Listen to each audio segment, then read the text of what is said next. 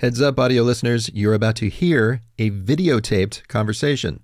For the full experience, you'll find the video version of this episode on Spotify or YouTube.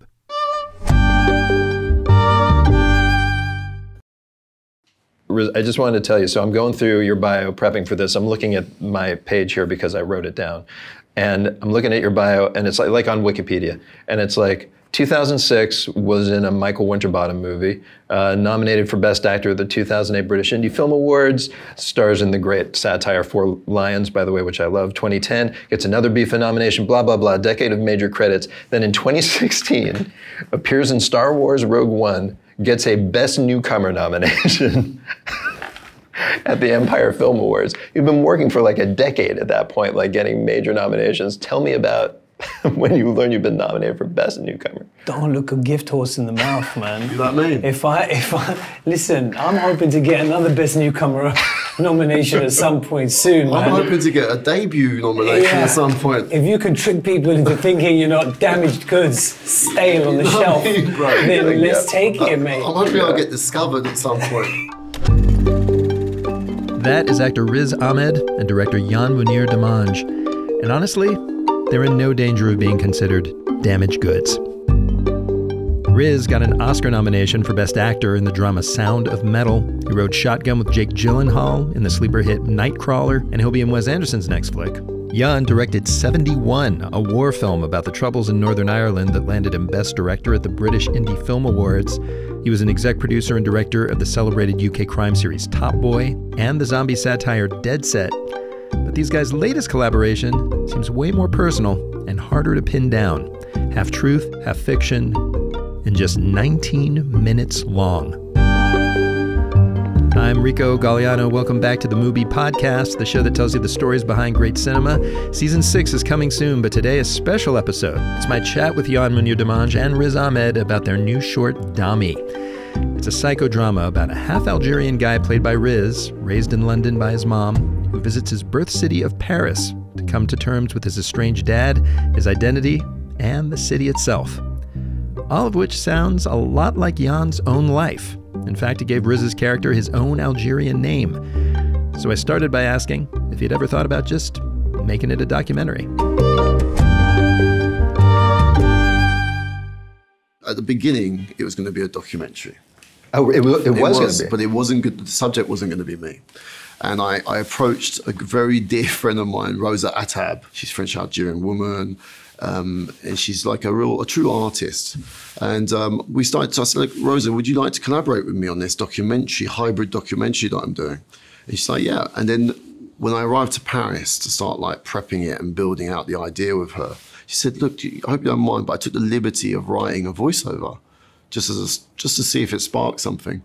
And she cheekily wrote a voiceover about me. Wow. So she wanted you to make it about yourself? Yeah, she did. And I was a little bit like, wow, okay, let me take a beat with this, see how I feel. And then I started to write a voiceover back, and it became a dialogue between this man and this woman. It became a dialogue between Rosa and me.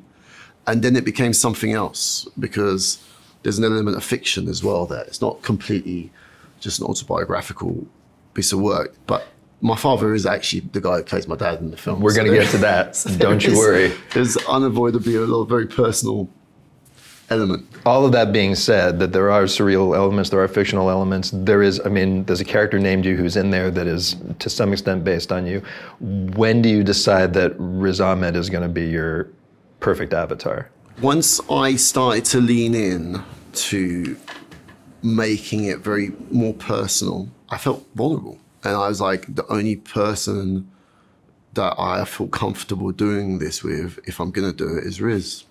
You know, we've been very close friends for it's got to be 20 years now. Yeah, the BBC was putting together a kind of like cohort of up-and-coming writers, directors, and actors in London, and they had an idea of launching almost kind of like a series of YouTube characters, and following these characters' lives, and the project never really happened, but they just kind of gathered a room of people together who were kind of coming up at the same time, and we met there briefly, and then 2 years later we did Dead Set together in like 2007, And yeah, we just became fast friends at that point. So you get the call, and it's like basically, Riz, I've got this part for you. It's me.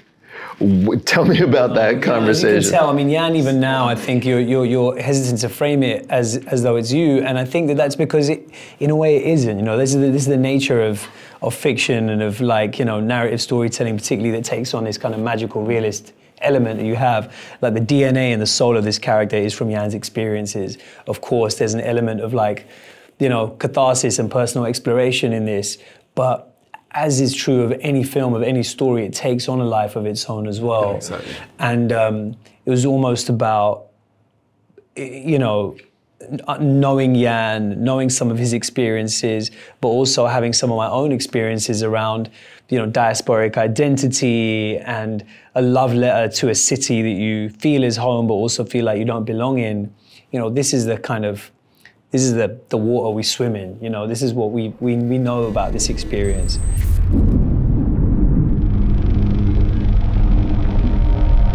Yes, I'm a Londoner. I like being a Londoner, but it's complicated. Something is always going to be missing there. It's like pieces of me are scattered. It's just in London I can get caught in the noise of it all. I can pretend everything's fine. Over here it's rubbed in my face that something's missing. I feel like I read this somewhere, that you didn't realize until recently that all of your movies are about outsiders, basically, or something like that. Is that right? I think, I mean, yeah. It's like, you know, you don't know what it's about, and then you got to do press for a movie, and you start to get your tidbits together, and what's your chat, and you kind of go, and I went, oh, right, there was the whole decade of work for me that was about young men trying to find their place, trying to find their tribe, but ultimately having to come to terms with being a perpetual outsider and having comfort in that, and actually being your own man. At the end, that is literally what 71's about. You know, he decides he leaves the army. He's not going to try and find a tribe. He was deeply. All these boys have been seeking the paternal as well in my films. I can't deny it. So maybe this was like a sort of full stop on it, and I just went straight at the whole paternal issue. Finally. Yeah. I want to ask you, because one of the reasons you were picked for this was because you could relate to that. And you do, like, a lot of your work too is about identity and people trying to find identity in a society that maybe you don't somehow fit in. When did that start being a passion for you?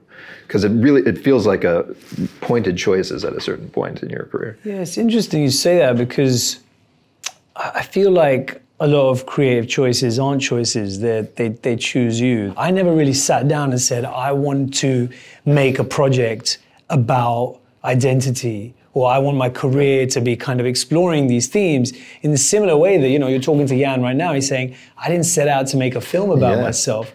I think often the most honest pieces of art are ones that kind of find a way of manifesting themselves through you, even while you're kicking and screaming to, like, keep them down. So if you ask me honestly, would I love to have a career that didn't deal with all these kind of issues of identity and kind of what is it to be Muslim in the West and all this kind of stuff? I mean, yeah, that sounds like fun too. I mean, I grew up watching, you know, Bollywood and Jackie Chan and Bruce Lee. Those weren't political films. It's just that in a way, I just feel like I don't have a say in it. And, you know, sometimes, yes, you swim with that tide and you think, yeah, this is what I want to do. Sometimes you swim against it. At a certain point, you just kind of surrender and say, like, this is just the thing that's just happening. And I guess on some level, you know, my creative spirit needs to explore this stuff. Yeah, sure. You know, and my conscious kind of mind doesn't really have a say in the matter. That's just the way it is. It's a weird thing, you know? It's really well put. I love genre. And I've, you know, a lot of sort of big films in my influential films in my life actually have been genre films. But what I love genre when it's layered with a specificity, where the characters and the human beings at the heart of these stories, there's an undeniable specificity and culture that they're from and things that they are wrestling with within the thriller. if you like. And that is actually, whenever I come to a genre piece that gets sent stuff, usually that's the thing I inject into it. Oh, I like the shape of the movie or the shape of the story. Then it's like, okay, what's the specificity? What's the thing, the point of view of the human being that I want to portray in the heart of this story? And then I inevitably, not by choice, there's these things that I project onto them that are, that are about identity and things. So it's not, I would never set out to make a film about identity. Like I said, I think it's better served in a podcast or an essay. And there's fantastic literature around that now, thank God. But it's when I tackle a story that's got genre or a horror, whatever it may be, and I can't help myself. Let's talk about something very personal you brought to this. You mentioned it earlier. Your dad, who you cast as your dad. First of all, tell me about the conversation with him about doing that. I mean, look, it's wild. I never speak, but my old man's in it. Me and my old man were pretty estranged, It was a strange one. I never really met him until I was in my teens, then found out I had another brother from a different mother who's only 6 months apart. And I started developing this story with Rosa. And then it was about a Paris that I saw growing up, fragments of, that I could see slowly disappearing. And after the pandemic, there was a massive drop-off. These old bars, they call them Chabini, these old Algerian-owned bars that were just frequented by a certain generation of Algerian men who are now like in their 70s, who came to Paris. And they created their own sense of these communities. And they were like a particular type of bar. They drink, they gamble, they do deals. And I grew up, my dad always had bars. And whenever I'd go to Paris, I'd go to these bars. So when I was starting to engage with this, making it more personal, and I was writing these characters, there's a type of older Algerian man that you don't see anymore. And when I was trying to cast it, you have a lot, these types of men will never come to a street casting session. Never with a gun to their head will they come. Will they do it? You can't street cast this type of man. And in the end, Rosa was like, "You got to ask your father." I was like, "You're out of your mind." Like I didn't. I was like, so seriously, because you couldn't get anyone else? I couldn't cast it. I couldn't find anyone. We were like, "No, this is all real. This is all real." So I ended up casting him and his best friend. He's got this friend a sidekick that they've been best friends for 50 years. I think they've never gone more than 2 days without seeing each other. Live close to each other in Paris. When they go back to Algeria, every summer they're walking distance from each other in Algeria. And I was like, you know what? I approached him and he loved it. He was very moved. And then this crazy thing happened and it wasn't planned. I started to have a dialogue on screen with my dad through Riz. Like Riz, I'd set up a scene and I'd say to Riz, go in there and tell him what an asshole he is. And he'd go in and shout at him and I see my dad taking it. And I go, maybe soften it, maybe comfort. And then, so there was this, they have a hug and they scream at each other. And it's all through Riz, and it feels like my father and I finally had a conversation, but I was watching it take place on a monitor. I had heard about this. Tell me about that experience from your point of view. How aware were you that dynamic was going on, that you were the cipher kind of between? Yeah, I mean, I knew that Jan and his father kind of spent long periods of time where they're estranged. I knew that there was a kind of budding and relatively kind of new relationship, and that this film was kind of helping to catalyze that. I guess in a way, all that was in the air. I didn't intellectualize too much, and in a way, what's amazing about the best directors is how little they actually need to communicate, because of the environment they're creating on a set, just because of the design of the space itself. There's something just very kind of ethereal and haunting about being in that studio space where we were shooting, full of smoke, with the kind of classic,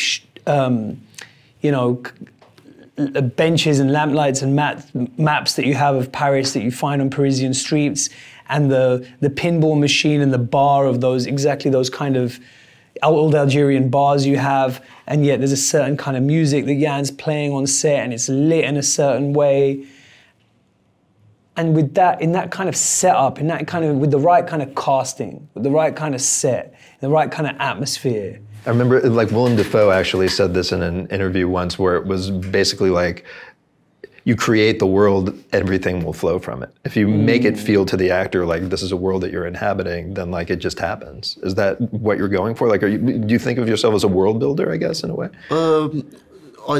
No, but yes, I guess now, like hearing it articulated, I don't like to intellectualize it when I'm on the set. To a certain extent, yes, I like to create an atmosphere, a sense of the world, a feel, it's a feeling, it's a vibe, and then I have a strong sense of what I would like it to be, but I don't try and dictate because, frankly, I want everyone's good ideas. So I want to create an environment where, you know, there's a specificity that's undeniable. There is a world that they have to inhabit.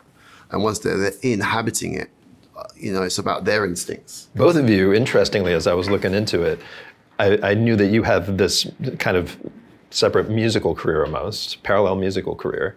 You actually were, it sounds like, pretty heavily involved in garage and kind of electronic music and that whole scene. Is that maybe something that you guys share in terms of, you know, a communication through music? Like, is that why you can play together in a way? Well, yeah, first we call it garage, but no, it's all right. I said garage once and my niece was like, you what? I think that the kind of music you're talking about there is just kind of it's just in our bloodstreams from growing up as Londoners. Yeah.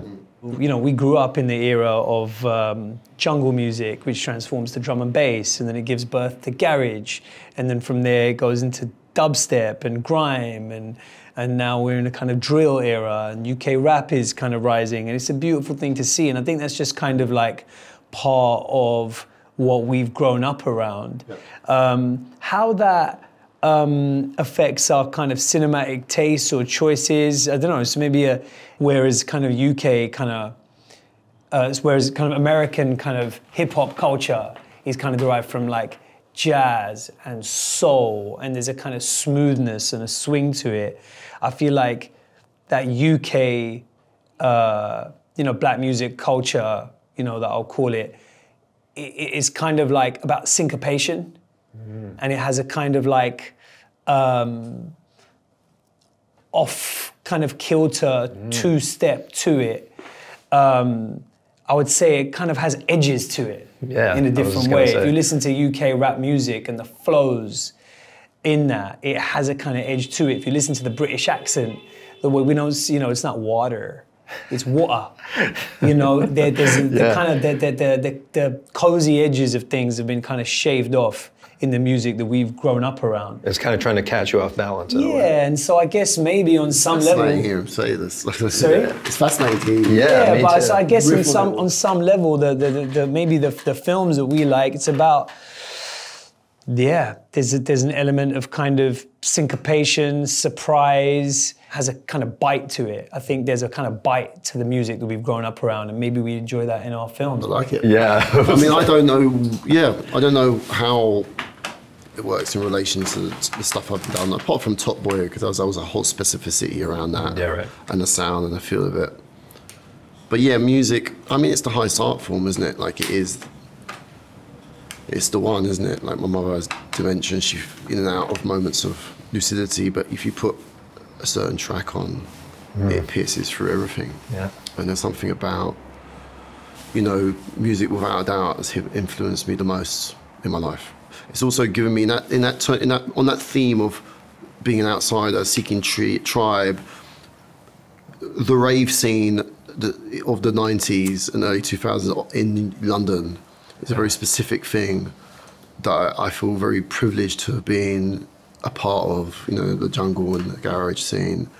It was our church, you know, and actually there was a feeling of community and togetherness and connection. God is a DJ. That came from it. God's a bad boy DJ. The remix artist.